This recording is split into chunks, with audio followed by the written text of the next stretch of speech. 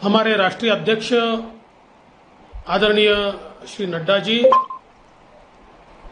केंद्रीय मंत्री रविशंकर प्रसाद जी, राज्य मंत्री संजय धोत्रे जी, हमारे अध्यक्ष चंद्रकांत दादाजी, पंकजाताई, प्रीतमताई, हमारी आदरणीय मुंडे भाभी और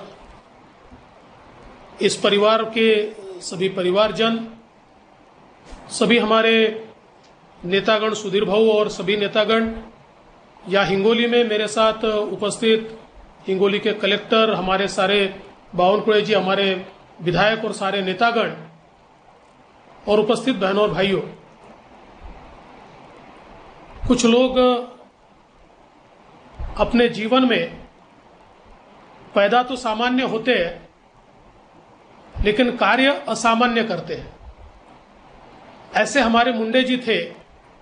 नाथरा जैसे छोटे से गांव में पैदा होकर नाथरा से लेकर न्यूयॉर्क तक मुंडे जी ने जिस प्रकार से अपना डंका बजाया, पार्टी का डंका बजाया और जिस प्रकार से एक नेता के रूप में उन्होंने लोगों के दिल में जगह बनाई।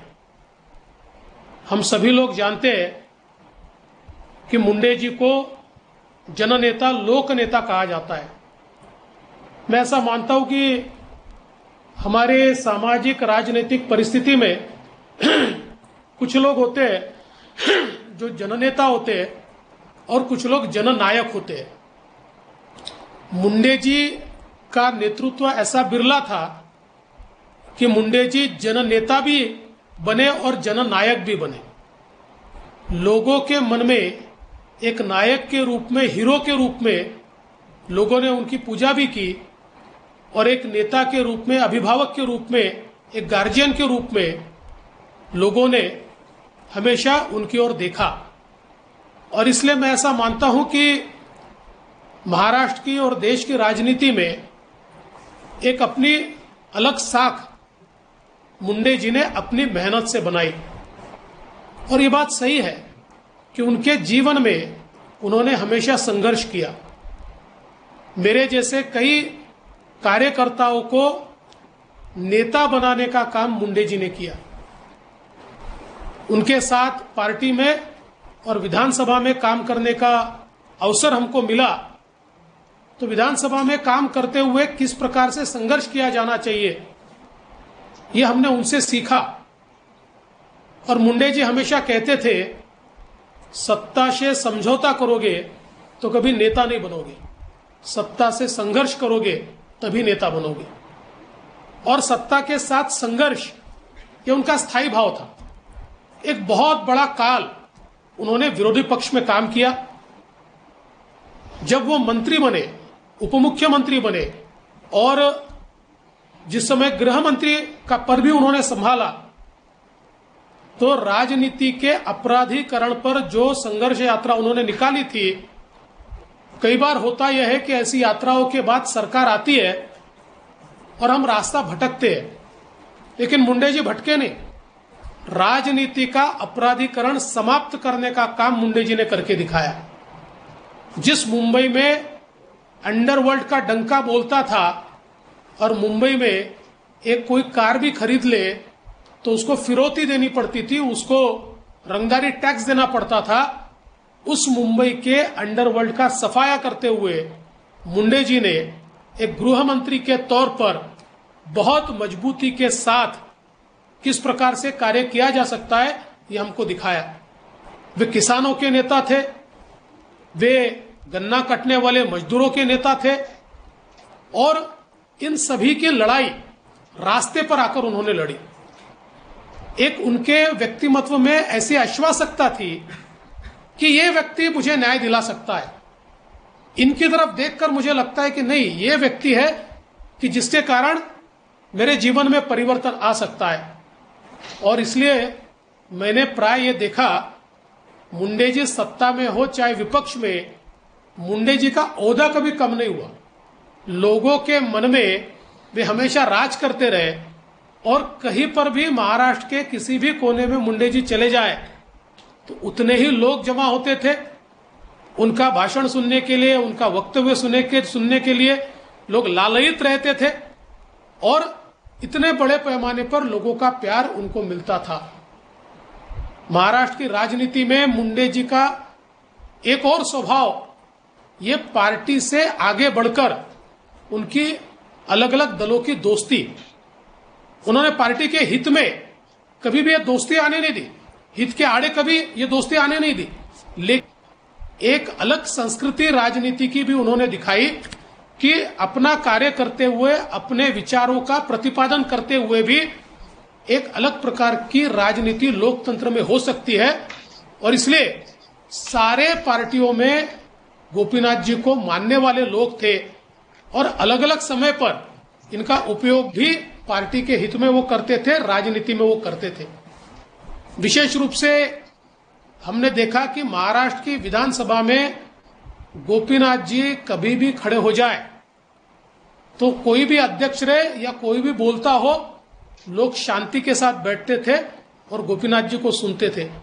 और जब भी विधानसभा में बहुत टेंस वातावरण हो जाता था तो अध्यक्ष जो भी रहे मुंडे जी की तरफ देखते थे और मुंडे जी 5 मिनट में उस वातावरण को लोकतांत्रिक स्वरूप में लाते थे और पूरा वातावरण बदल जाता था। सबसे महत्व की बात थी उनका स्पॉन्टेनिटी, एक हाजिर जवाब इस प्रकार के मुंडे जी थे। और इसलिए मतलब ये शब्द अलग है, लेकिन विधानसभा में उनके मुंह से कोई लग नहीं सकता था।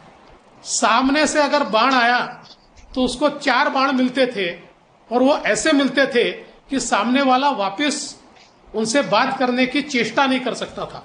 लेकिन ऐसे समय सामने वाले को संभालने का काम भी मुंडे जी करते थे।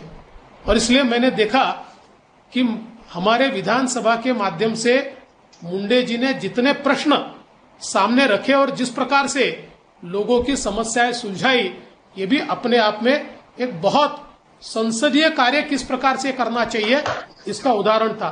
और हम सभी लोग उनके ही माध्यम से संसदीय कार्य भी सीखे, लोगों के बीच जाकर किस प्रकार से काम हो सकता है ये भी हम उनके माध्यम से सीखे।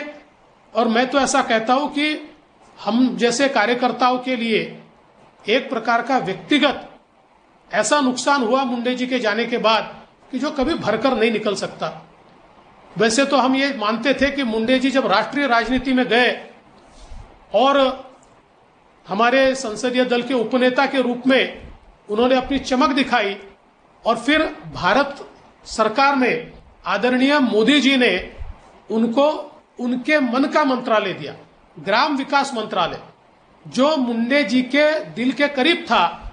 और आदरणीय हमारे प्रधानमंत्री मोदी जी जानते थे कि मुंडे जी की क्या क्षमताएं हैं, उन क्षमताओं को देखते हुए उनको मंत्रालय दिया गया। और मैं ये मानता हूं कि अगर मुंडे जी को उस मंत्रालय में समय मिलता और मंत्री के रूप में वो काम करते तो देश के अंदर एक नई व्यवस्था का सूत्रपात करने की ताकत और शक्ति उनके अंदर थी। और आदरणीय प्रधानमंत्री जी के नेतृत्व में एक ग्राम विकास का नया चैप्टर इस देश में लिखने का काम मुंडे जी कर सकते थे। किंतु विधि के विधान को कोई टाल नहीं सकता और ये विधि के विधान को मंजूर भी नहीं था और हमारे बीच से अचानक मुंडे जी निकल गए। मैं तो ऐसा मानता हूं कि हम सारे कार्यकर्ता कई दिनों तक ये विचार करते रहे कि मुंडे जी नहीं है तो हम आगे कैसे बढ़ेंगे, क्योंकि इतनी आदत थी मुंडे जी के साथ काम करने की, मुंडे जी के नेतृत्व में काम करने की। किंतु मैं ऐसा मानता हूं कि जब भी कोई व्यक्ति हमारे बीच से निकल जाता है तो उनके विचार, उनके साथ समय बिताया हुआ समय, उनकी निर्णय क्षमता, ये सारी चीजें आपको राह दिखाती है। और उसी राह को देखते हुए हम लोगों ने महाराष्ट्र में उन्हीं के कार्य को जारी रखा।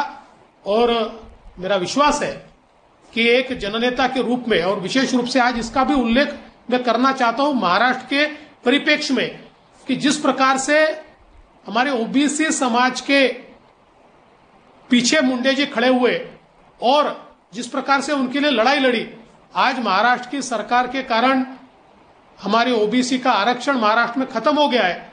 मैं ऐसा मानता हूं कि मुंडे जी जैसा व्यक्तिमत्व हमारे बीच होता तो ऐसा करने की किसी सरकार की हिम्मत नहीं होती। लेकिन आज भी मुंडे जी ने जो संघर्ष हमको सिखाया वही संघर्ष हम लोग करेंगे। और मैं विश्वास के साथ कहता हूं कि मुंडे जी जहां पर भी होंगे उनका आशीर्वाद ये हमको प्राप्त होगा। मैं भारत सरकार का बहुत मन से, बहुत दिल से आभार व्यक्त करना चाहता हूं कि हमारे इस जननेता और जननायक का एक एनवलप आज भारत सरकार ने यहां पर निकाला है और आदरणीय हमारे रविशंकर प्रसाद जी, संजय धोत्रे जी, इनके नेतृत्व में और विशेष रूप से हमारे राष्ट्रीय अध्यक्ष जी आदरणीय नड्डा जी, जो हम सभी के प्रमुख हैं, आज उनके हाथों से इस प्रकार से इस एनवलप का यहाँ पर विमोचन हो रहा है। इसलिए मैं बहुत बहुत धन्यवाद यहाँ पर देता हूँ और अपने शब्दों को विराम देता हूँ। मुंडे जी को बहुत बहुत श्रद्धांजलि अर्पित करता हूँ। जय हिंद, जय भारत।